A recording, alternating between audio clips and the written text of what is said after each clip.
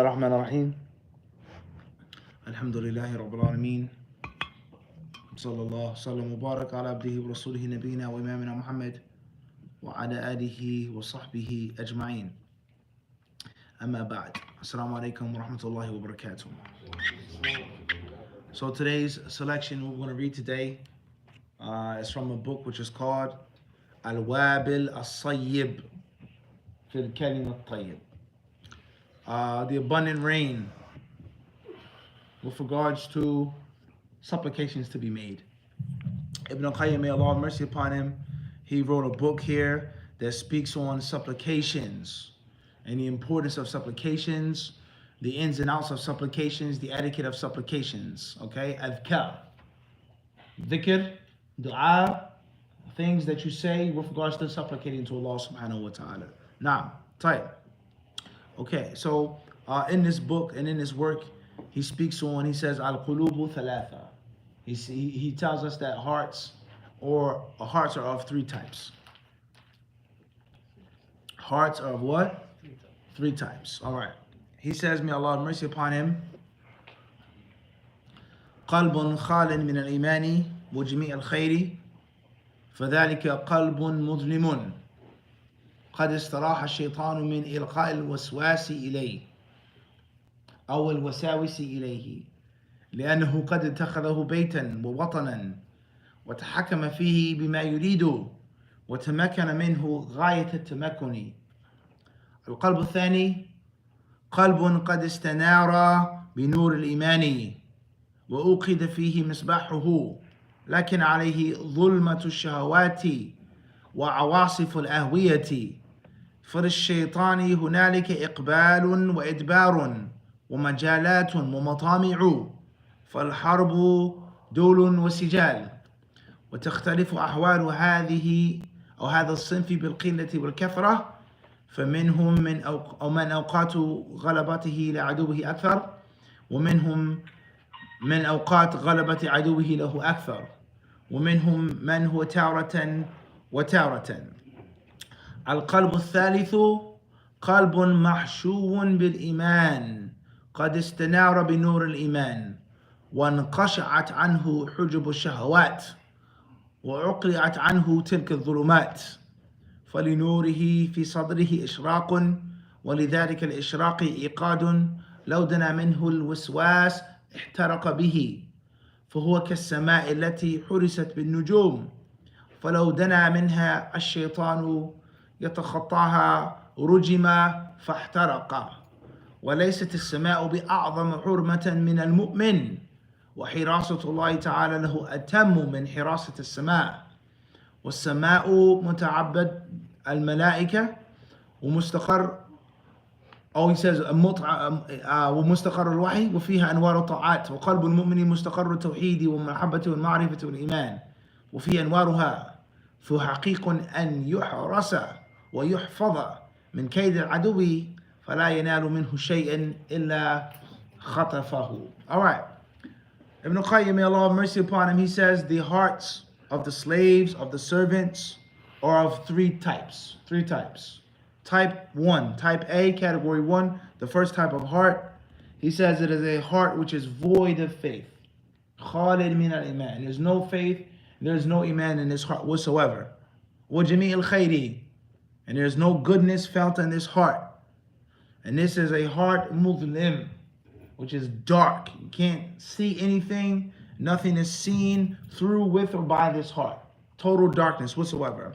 قد استراح الشيطان من إلقاء الوساوس إليه. Shaitan himself has taken a permanent vacation. He's retired from this heart. He's given up. There is nothing to do. This heart has been conquered. This heart has been, vanquished, taken over. It's done. The shaitan no longer has to work. This is cleared territory. It's a part of his empire, his dominion. There's no more fighting in this heart. The flag has been raised in this tower, right? The city has fallen, they say. Naam? The fighting is done. All hostilities have ceased. All right? Moving forward. He says, and that is because the shaitan himself, he has taken his heart, اتخذه بيتا وَوَطَنًا وَلِيَذُ بِاللَّهِ. His heart is a place in which he dwells. It's a home. He's taken over, as I just explained. وَتَحَكَّمَ فِيهِ بِمَا يُرِيدُ. And the shaitan, he can do whatever he wants, whenever he wants, in this heart or with this heart. He has full control of this type of heart and of this category. وَتَمَكَّنَ مِنْهُ غَايَةَ التَّمَكُّنِ. Alright? Al-qalb al-thani, the second type of heart, he says, قَلْبٌ قَدْ اسْتَنَارَ بِنُورِ الْإِيمَانِ.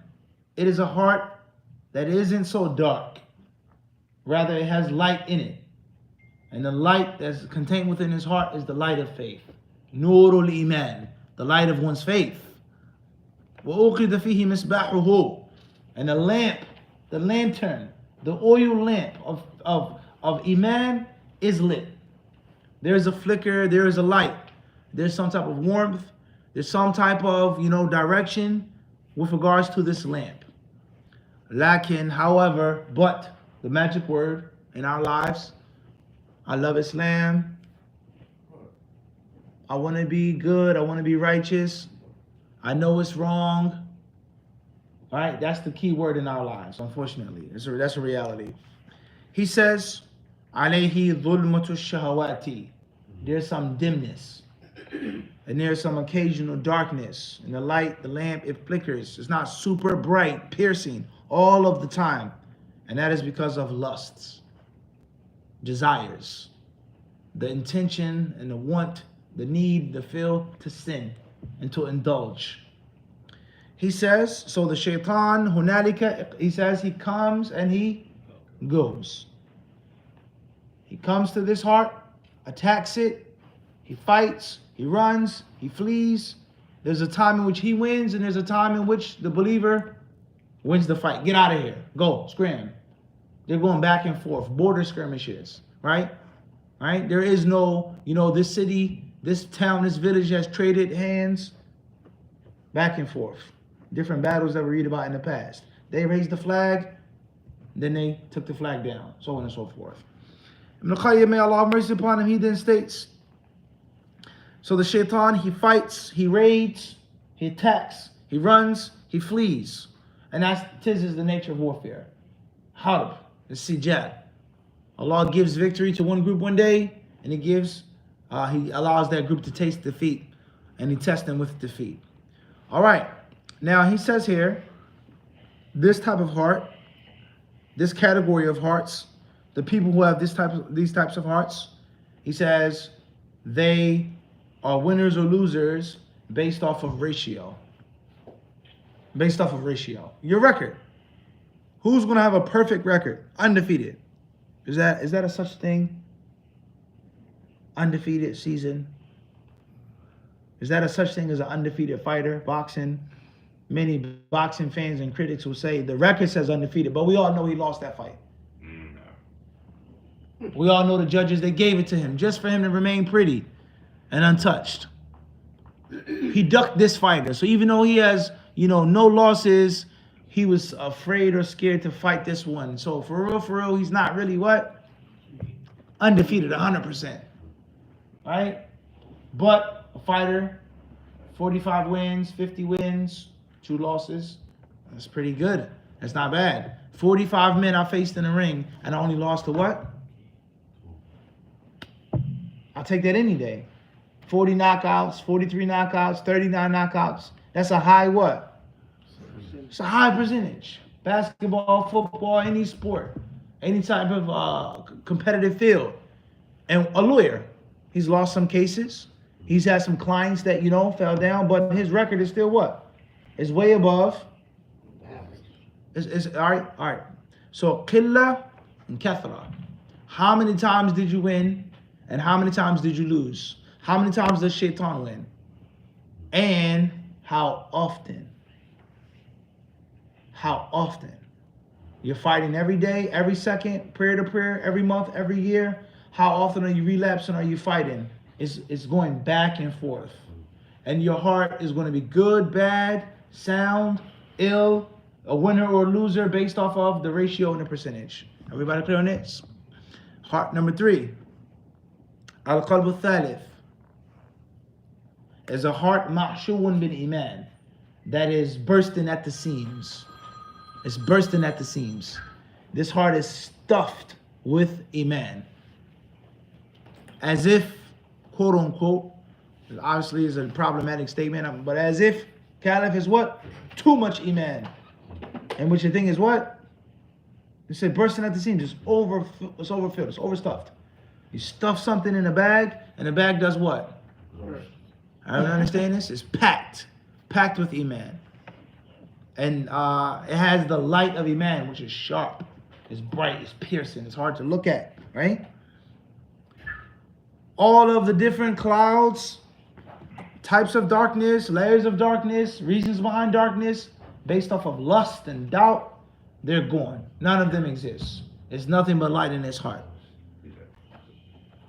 So the light in this man's heart, he says, ishraq, is burning. Iqad, it's hot, right? And if and when the shaitan comes, doubts come, waswas comes, ihtaraqa bihi, he's immediately burnt up. It's too hot. You can't get close. They say, be careful of the lamp, right? It's very, very, very hot, right?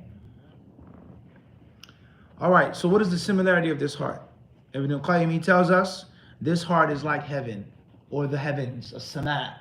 It's like the heavens. How are the heavens protected? Why did Allah create the stars? Three main reasons. Number one, guidance. Allah created the stars for men to travel and to navigate. Number two, beauty, zina, to adorn the sky. Number three, chase away the demons, burn them, rockets, missiles, projectiles. We're talking about warfare, martial science. The projectile has always been important, all right? Okay. So therefore, this heart, he says, is like the heavens that has been guarded with the stars. If and when the shaitan comes, he approaches, he tries to eavesdrop, he tries to listen to what Allah is telling the angels, to go back down to earth, to speak with their agents, the soothsayers, tarot card readers, palm ladies, whatever the case may be, diviners, clairvoyants, mystics, blah, blah, blah, blah, blah, right? In which they give them 100 lies or 99 lies and one piece of truth that they overheard. Allah says, this person won't die today. Protect him from a car accident today. This woman will bear a child today. This person will win today. And he goes and he says, blah, blah, blah, blah, blah, blah. And they mix it with 100 lies, one piece of truth. And that in itself is extremely dangerous. We explained this before. Ibn al-Qayyim, may Allah have mercy upon him, said in other books and other works that the human being, and this to me is extremely profound on all levels. Islamic level, dawah, we talk about addictions, habits that people have, people being addicted to substances, things like this, right? People following other religions, people following false practices within Islam. Ibn al-Qayyim says, he claims, and he proves that the human being doesn't have the ability to follow, to adopt, to practice something which is absolutely false. It's impossible, he says. Maybe animals, maybe this, maybe that, but not the human being. The human being inherently, he cannot do a thing, practice a thing which is 100% false and harmful. Allah didn't make the human being with that ability. Think about that, ponder on that statement. Now, many people are going to disagree with that. No, that's not true. There are people who are Christians, there are people who are this, there are people blah, blah, blah, blah, blah, blah. But if you sit down and dissect it, you'll realize that that's a true statement. And every type of falsehood, whether it's a religion, a religious practice, spirituality, whether it's a drug, something that you smoke, something that you drink, something that you eat, something that you inhale, something that you snort, so on and so forth, it has some percentage of what? Good or positivity or truth to it. Think about that. People who drink alcohol and it destroys their lives, their body, their relationships. But the alcohol gives them what? What does it do? It gives them something. That's a fact. It gives you something. Whether that's profit Whether that is taking your stress away, drinking your problems away, whatever it is, it gives you something. Right or wrong? Why you keep doing drugs? You ruined your life. You destroyed your family. Look at your health. Blah blah blah blah blah. What human being is just going to just intentionally just kill himself like that? Except for the fact that those drugs give him what? Something. It does something for me. It gives me something. It takes me out of whatever the case may be. Christians, there has to be some foundation, some basis, some truth to what they whack at that. So just think about that now. That's a very profound statement. And that is the trick of the shaitan. And that is a horrible business deal. 99 pieces you give up just for what? Doesn't make any sense. Doesn't make any sense. So these angels, or these demons, they try to eavesdrop. They ascend to heaven. And they try to they try to steal what Allah gives the angels. And every now and then they get what? Bits and pieces, which are factual. It is true. And they descend, they come back to earth, and they go to their human clients. There's a master-servant relationship between the human being and between the jinni. Are you going to understand this or not? So the jinni gives this human being facts, destiny, fate, a foreseeable future, untold, whatever, right? They give them divination. And of course, the human being has to worship the jinni, has to humiliate himself, has to make kufr with Allah. They make fun of him. The demons laugh at the human being. Look at this fool. Look what he's doing just for us to give us this one little piece of information. Or for him to fly. Or for him to have this power. Or for him to have the ability to cut himself. Or burn himself. Or pierce himself. Pierce his face. So on and so forth. Walk on hot coals. Whatever the case may be. We help him out. We give him this, these little trinkets. And he signs off to us the diamond mine. The salt mine. The coal mine. The waterfalls. Right? In history, these different nations, those people that came, the explorers, they gave them little trinkets, beads, small little cups, things like this, trifle. And they gave them what? The whole entire land. Just sign right there. Sign right there, and we'll give you these brass bracelets and this, second class liquor. And you give us what? Your entire country. And then when you realize that you've been duped, you've been tricked, hey, wait a second, what are you doing taking all of the gold out of the mine? They show you the paper. Well, actually, you what? This gold mine is now authority and property of our queen. A woman that you've never met, you'll never meet. She's thousands of miles away. You've been tricked. It was a bad deal. Everyone understand this? So these demons, what do? They steal information, and then they mix it with a bunch of falsehood. They cut the product, basically. But the danger of the narcotic, is that little small percentage is that much addictive to keep you chasing and chasing and chasing and chasing and chasing. So Allah subhanahu wa ta'ala, He has protected the heavens by those stars. So the shaitan, he gets too close, he gets too greedy, bang, he's zapped. Everybody understand this? So the third type of heart, Ibn al-Qayyim, he says, it's like the what? The heavens that are protected. When the enemy, the intruder gets too close, what happens? Bang. Now you're no more. Vaporized. Everybody understand this? They say, caution, stand back, right? You're warned before they shoot a shot over the stern, the bow of your ship, right? The next shot won't miss, all right? He says, so the third type of heart, it is a heart that is protected like the heavens are protected. Whenever the shaitan tries to intrude and breach, he will be burnt. Listen to this beautiful point. Ibn al-Qayyim says, the heart of the believer is no less important. It is no less significant. It is no less holy than the heavens. Allahu Akbar. As Allah protected the heavens, as if He's saying Allah subhanahu wa ta'ala will protect the believer of the heart even what? Even more. And if not more, then at least equally. The heart of the believer is no less valuable and sacred than the sama' that Allah subhanahu wa ta'ala talks about how many times in the Quran? وَالسَّمَاءِ وَالطَّارِقِ وَالسَّمَاءِ ذَاتِ الْبُرُوجِ. Allah talks about the sky. Allah talks about the heavens, the levels of the heavens, the beauty, the perfection, etc., etc., etc. Ibn Qayyim says the heart of the believer is no less valuable to Allah subhanahu wa ta'ala. The heavens are he says that's the temple of the angels where they worship, their place of worship, and that is where the revelation is sent down and passed down and handed down, and the light of obedience is found in the heavens, and the heart of the believer is the home of Tawheed. That's where the Tawheed dwells, and the love of Allah, al-mahabba wal ma'rifah, the knowledge of Allah subhanahu wa ta'ala, faith in Allah subhanahu wa ta'ala, and therein you have that light. So the heavens, they have light, they have value, they have sanctity, right? They have purpose, and the heart of the believer has what?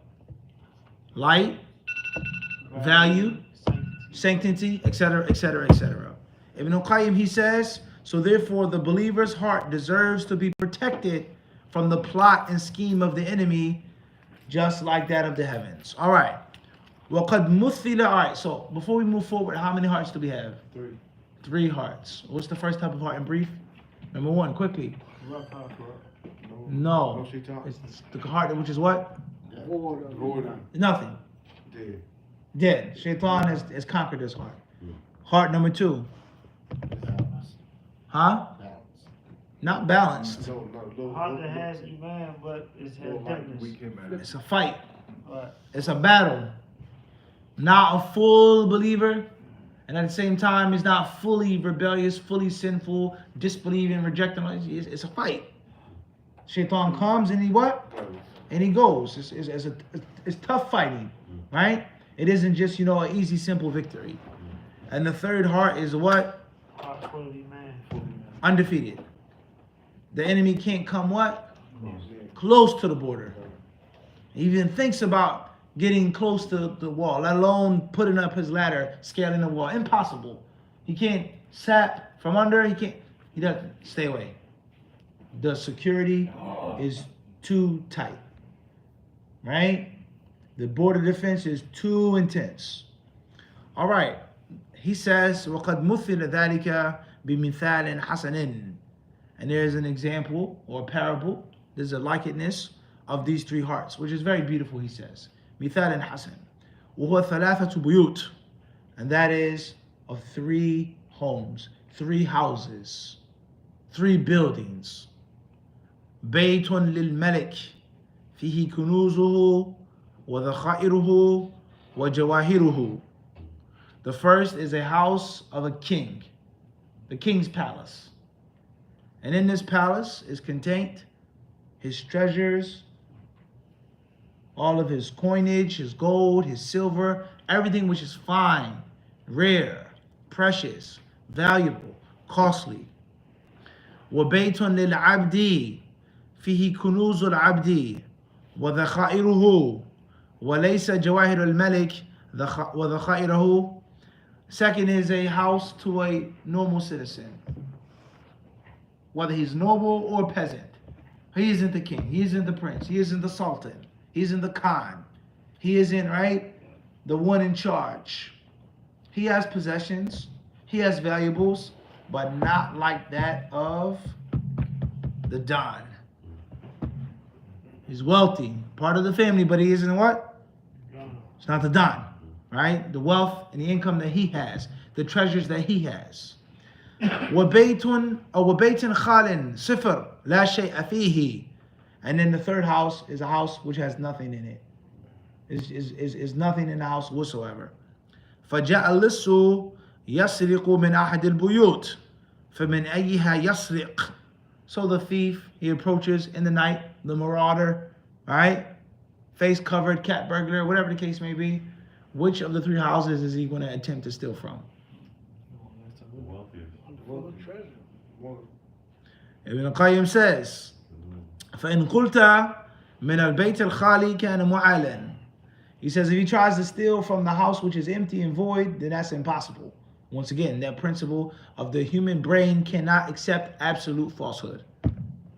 And that should show us in our lives when we go after things which are absolutely false or extremely false, extremely harmful, the percentage, the danger, the ratio, that is a manifestation of mental what? It's off. You risk all of that just for what? It's truly sad and heartbreaking. You're willing to squander all of that just for this little prize? That proves that your mind is ill, unfortunately. Allahul Musta'an.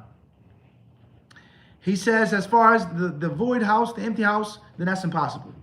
لأن البيت الخالي ليس فيه شيء يسرق. There's nothing to steal therefrom. It's a waste of time, a waste of energy, and it's an unnecessary hazard. It's an unnecessary risk. You get caught, you have to fight, so on and so forth, right?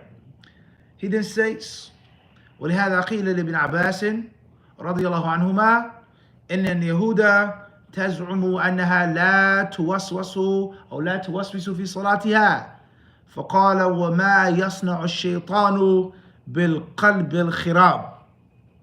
And for this reason Ibn Abbas was asked, someone brought to Ibn Abbas, the Jews say that they don't have any waswas in their prayers when they pray to Allah. There's no whispering from the shaitan. They claim this. Ibn Abbas said, and what does the shaitan do with the empty heart? Allahu Akbar. The Yahud in the time of Abdullah ibn Abbas, what would he say today about those Zionists, political Zionists?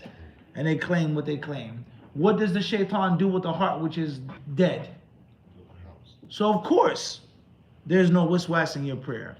Everybody stay with me, and this is very important on a practical level. On a practical level. وإن قلت يسرق من بيت الملك كان ذلك كالمستحيل الممتنع. And if you say, then he's going to steal from the king's house. Of course, common sense. The house with all of the treasure, with all of the booty, with all of the gems and jewels, the money, the gold, the silver, all of those rare artifacts. Common sense. Ibn Qayyim says, كان ذلك كالمستحيل. He says that is almost impossible. It is as if it's impossible. It's mumtani'. It's extremely, difficult. It's very, very, very impractical. All right? It is so impractical as if it's impossible. You understand this? فإن عليه من الحرس واليزك ما لا يستطيع اللص الدنو منه. And that is because it's heavily guarded. They have swords and spears and shields and dogs back in the day. How people protected themselves. Trip cords, booby traps, etc., etc., etc. Let alone modern security today.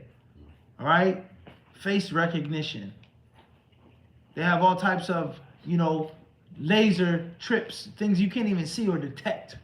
The security is state of the art. And for argument's sake, if you do breach this gate or this wall, you've cracked the codes, you've hacked the system, you've taken out the electricity, etc., etc., etc., how are you going to get out? And then this goes on and on and on. It's a suicidal mission. Trying to penetrate, trying to breach. It's almost impossible. Ibn Qayyim, he says, كيف وحارسه الملك بنفسه وكيف يستطيع اللص الدنو منه وحوله من الحرس والجند ما حوله. He says, how can you enter the king's palace when the main guard of the palace is the king himself? Forget the guards, forget the sentries, forget the loyal servants and subjects. The king's most valuable treasure is in his innermost chamber. He has it hidden in a secret place that nobody knows about. Maybe not even his wife or his servants. He is the only one who knows where the Holy Grail is. This emperor, this king, right? This is more valuable than this relic from this saint. This fragment from this saint's skull, this chunk of the true cross, etc., etc., etc. The gold and the silver is there, But this, so this relic is of immeasurable worth. The king himself, the emperor himself, is guarding it. Everybody understand this? He doesn't take his eyes off of it. Let alone his sentries, let alone the soldiers, so on and so forth. It's impossible.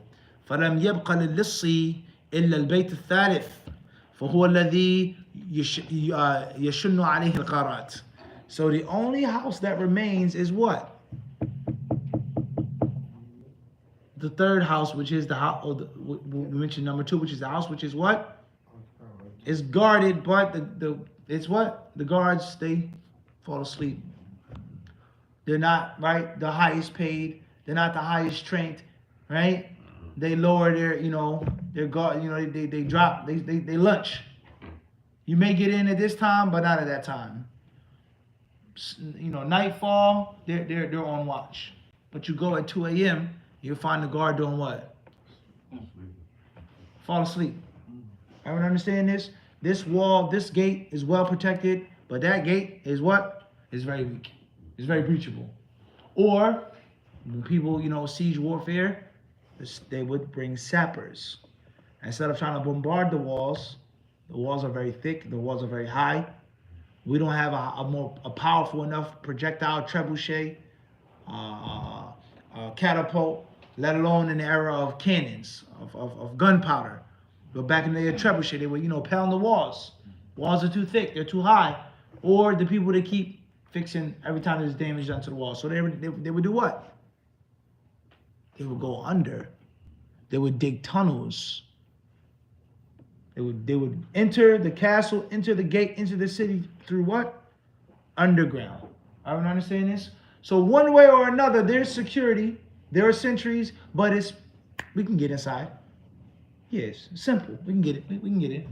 So that the thief is going to try to steal from the house, which has some money, has some wealth, has some treasures, but it is manageable. All right, I may get caught, I may not get caught. It's 5 of us. 1 of us will die for sure. It's going to be you. You're lower in rank. You're going to be the decoy. You're going to sacrifice yourself, but 4 of us will make it out. Your family will be taken care of, your wife and children. I'll make sure that she has a good husband. I promise. I promise. Don't worry. All right? No, but I guarantee your wife will be well taken care of. Your son will be raised. But you have to take one for the team. Ibn al-Qayyim, he says, فَلْيَتَأَمَّلُ اللَّبِيبُ هَذَا الْمِثَالَ حَقَّ التَّأَمُّلِ وَلْيُنَزِّلْهُ عَلَى الْقُلُوبِ فَإِنَّهَا عَلَى مِنْوَالِهِ.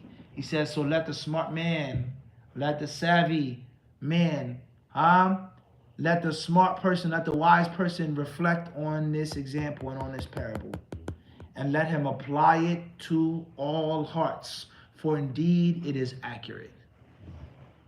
Indeed it's accurate. You're going to fall under one of these 3 categories. So, on the practical level, one of the most widespread problems in the Ummah today, in my humble opinion, and based off of my experience, and I can only speak off my own personal experience, is waswas. And from that, many people, they claim and they say, I'm a munafiq. I'm not a believer. I have doubts about Allah. I make fun of Allah. I slander Allah. I made fun of the believers. I made kufr. I'm not a real believer. I should just leave Islam now. I should commit suicide right now. I should give up right now. I have to keep making my shahada. I have to come back to Islam because I made fun. Because. Everyone see the trick of the shaitan here? Why are you afraid and scared of something which you don't believe in? How much sense does that make? If you're a munafiq, if you're a crypto kafir, basically, someone who doesn't believe in Allah on the last day at all, according to what you're saying yourself, why are you scared of losing Islam then? How much sense does that make? Does that make any sense?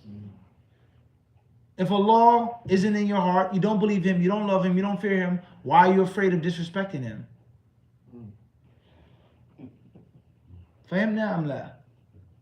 If Islam is something that you really don't believe in, why are you scared of losing it? So this goes to show you the false, fake nature of what? Of the waswas. Why are you scared of something that you really don't want? And the only reason why you're scared and afraid is because deep down inside you what? You want the thing.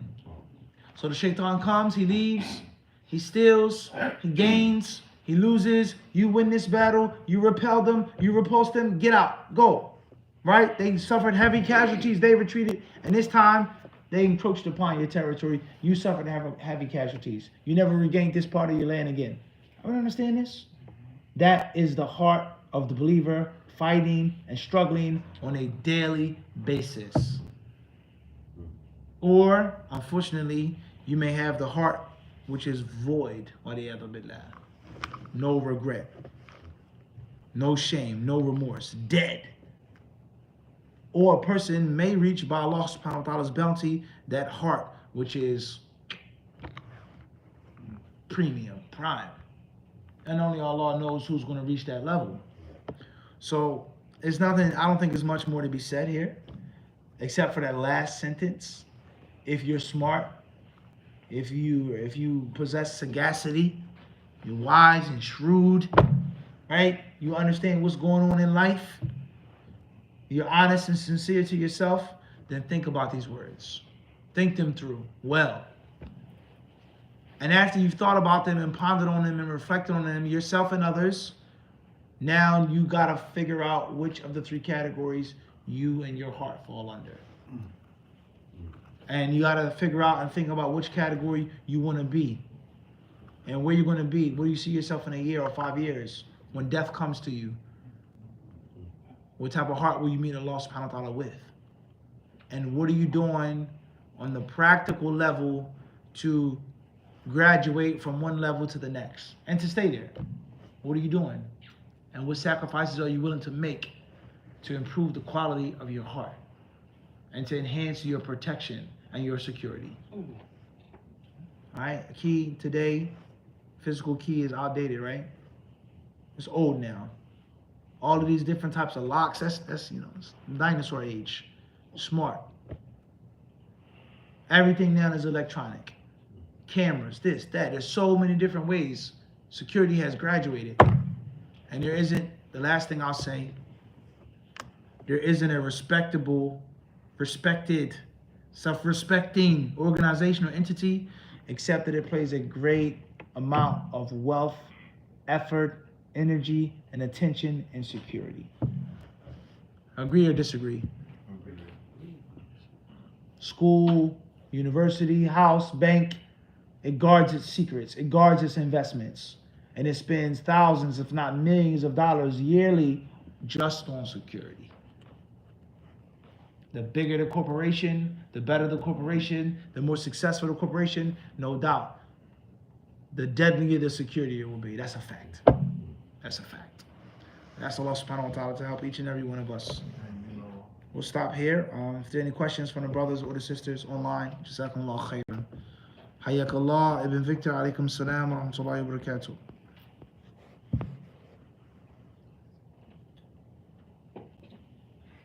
Should we come with the similitude again? Where's Abu Ijaz?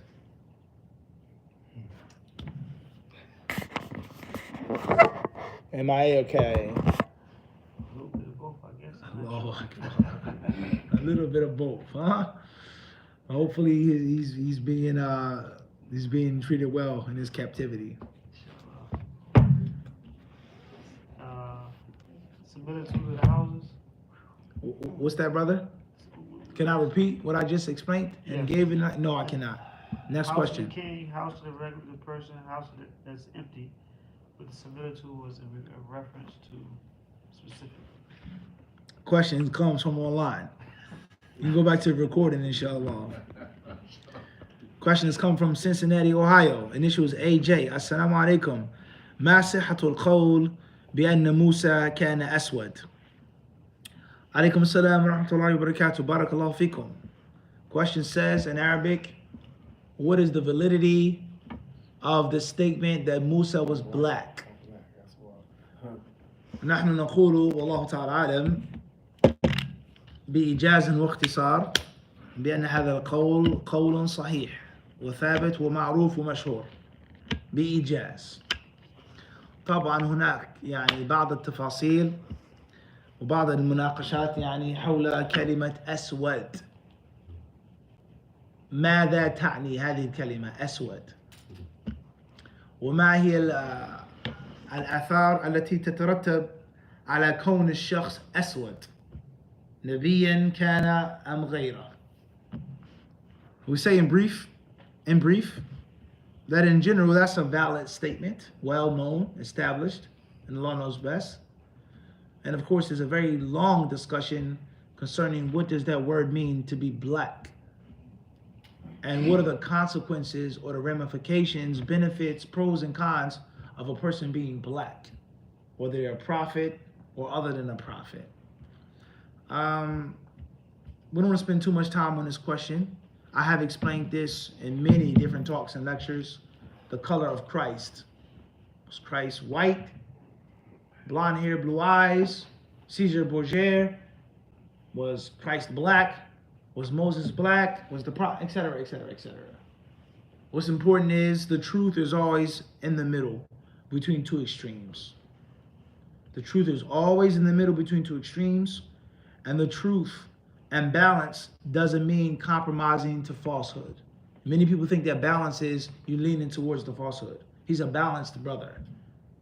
Or truth doesn't mean compromise to something which is false. So therefore there are different zealots. And there are different people who weaponize and agendify race, color, pigmentation, melanin, etc. So therefore there are people who are going to say, of course, this prophet wasn't black. Of course he wasn't. And why wasn't he black? The Torah says this, the Quran says that, the facts. He wasn't black because he can't be black. Because if he was black, if he had darker skin, then that would mean and that would give. And then there's going to be another who will say, of course, rather, Jesus was black. Moses, this one, he was black, for sure. And that is because him being black automatically means A, B, C, so on and so on and so forth. And both sides, they agendify the identity. They agendify it and they weaponize it. I have the right to oppress you and to wrong you and to violate you. And unfortunately, in that process, I lose my own soul. And that is from the danger of Jahiliyyah. And that's from the danger of weaponizing race and tribe and clan and lineage. It's dangerous. People don't realize that within that justification, you lose your soul. I don't want to use the term animal, but you lose your soul. And history has taught us that. So right now, I'm going to conquer your land, or I'm going to colonize you and your people, island, land, whatever it may be. Your block, your territory, whatever it is. Whatever the dynamic is. We're talking about now in the projects, or we're talking about colonial era, whatever the dynamic may be. We're better than you. We're superior. God was made in the image in which we appear, or whatever it is, white, black, or yellow. And so that means I can steal, I can plunder, I can rape, I can do all of these evil things, and I lose my soul in the process. Think how backwards that is, and how much of a trick of the shaitan that is. Think about that. It's deep. And whenever there was a war or an atrocity, 9 out of 10 times, you'll find that the person who perpetrated that atrocity claimed that he has some type of divine nature. And they were descendants of the gods or God. It doesn't have to be black or white. Talk about Nanking, the rape of Nanking, right? All of the atrocities in Asia made by Imperial Japan, Korea, Vietnam, all this long history of many, many horrible atrocities for hundreds of years, not just before World War I and Manchuria, World War II, right? And the hypocrisy of the Allies in the West. What was the main claim of why the Japanese wronged so many Koreans, or so many Chinese, Taiwanese, so on and so forth? Do you know what it was? They believed that their emperor was a descendant of this goddess. He was a living god, rather, on earth. Either he is a god or he's a descendant of a god. Either or, he's of divine nature. And the Japanese people are behind this emperor, beneath this emperor, they themselves are superior to all other Asians because of the gods, so on and so forth. So that gave them a license and a justification to do what? Rape, steal, murder, plunder, maim, lose all morality. But you're claiming to be a descendant of someone or something that's supposed to be what? Above and beyond. You get the trick? You get the trap of the shaitan? Everyone understand this is extremely dangerous now. So therefore, we're going to agendify our race. Of course, we need not speak about Europe. We need not speak about colonialism. We need not speak about the justification, scientific justification, spiritual justification, all of the different justifications for taking these different peoples, ruining them, destroying them, so on and so forth. God gave this advantage to this race and to this people. Rather, it's the burden of this race and of these people to civilize these savage people. But in the midst of that godly mission, you end up what? And the proof is clearly there. So Shaitan, he laughs at the human being, unfortunately. He makes fun of the son of Adam. He plays with the son of Adam. So people that get caught up in race, and they get caught up in skin tone and skin color, and they get caught up with lineage, and they don't realize that it's all a big trick and trap of the shaitan. You go to hell, you lose your soul, you lose your humanity, you violate countless human beings because you're better than the rest of the human beings. How messed up is that, right? And then there's some people on the other side of extremism who deny facts because we have to keep these people or this race down. And that is, no prophet was black. No righteous scholar was ever black. There's no good Chinese, right? To prove my point, to finish my point, there's a historical film about the crimes of Imperial Japan in China. And obviously, for the Japanese to invade China and Korea and those other Asian countries, of course, they had collaborators. They had collaborators, people on the inside who worked with them. They didn't just go in there and just kill everybody, but greedy people that they paid off. So it's a very interesting part in this this historic documentary right here, in which there's a Japanese officer. He's in an office. And in his office, he has like a mantle, shelves behind him or a mantle behind him. And he has different, there's a picture of a vase, of a painting, of a sword, so on and so forth. It's very old, it's very ancient, and it's extremely valuable, right? It's a collector's item. It could be in a museum. So as they're talking about what they did to the Chinese and what they're going to do to the Chinese, how many Maruta did we kill today? A human log, a vermin. Less than a human being.